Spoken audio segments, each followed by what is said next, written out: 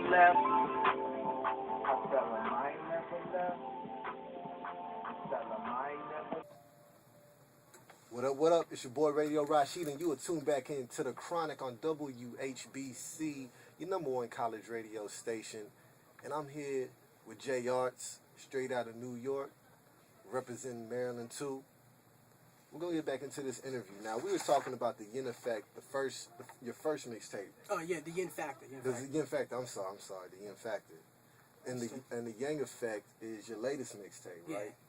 So now, how you kind of spoke on it, and we were talking off air, but how has your sound really altered since then? Well, with this particular mixtape, I had a little bit more access to different types of production, Cool. which made it sound a little bit, a lot different actually. I was just talking to my man earlier today before I came here, and I was like, you know, do you see a big jump from the Yin Factor to the Yang Effect? And he was like, definitely, it doesn't sound the same. And I was like, well, that's exactly what I was looking for. And the project, the Yang Effect, is a little bit more commercial than the Yin Factor. I didn't want to go too far commercial because then people are like, you're a sellout and all this other blah blah blah. But you know, it's not too commercial, but it's a little bit more commercial and more universal, and that's exactly what I was looking for. I get a lot of different people, you know, complimenting the project. Cool.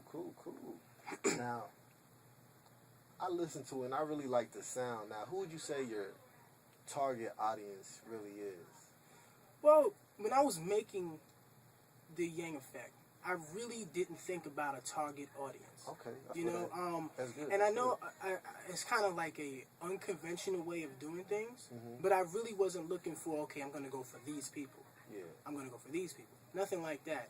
Like I was saying, I really wanted a universal project, and I tried to do that. So I will get, oh, I didn't like that song, but 3 songs later, I love this song. Yeah. You know what I'm saying? Then people collectively out of the whole project will end up loving 5 or 6 songs. Yeah. Maybe not the whole project, but 5 or 6 songs is still a good amount out of the number of tracks I have. I guess more so what I should have asked was, who do you think what kind of people do you think would most love your project? What kind of people?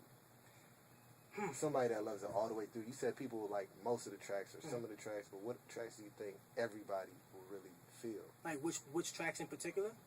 No, like what kind of people would I think? Oh well, that's a lot of yeah, that's a big question. I would say, and I don't want to put myself in a box, and I hope I don't when I say this. A lot of backpackers, definitely backpack rappers. A lot of conscious rap. Okay. And then, you know, a splash of the commercial rap. You know what I'm saying? A splash of it, but, you know, like I said, I got from each aspect. Someone had something good to say about it. All right, now in 30 seconds, what does the yin yang mean to you? Because I see you got the symbol with you. So.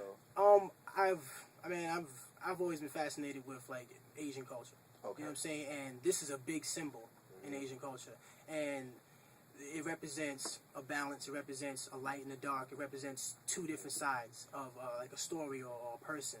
And I think that with both of these projects, one represents one side of me, and the other one represents the other side. One side is me being, you know, more going back to the roots, more respectful to the start of hip hop, and then the other half is just like, okay, I'm doing my own thing now. Yeah. You know what I'm saying? So I feel that. Well, you tuned into the Chronic, and we're gonna get into this next song, "Imagine" by Snoop Dogg. Imagine it never happened. Cool. Imagine no rapping. Imagine trapped. Imagine it happened.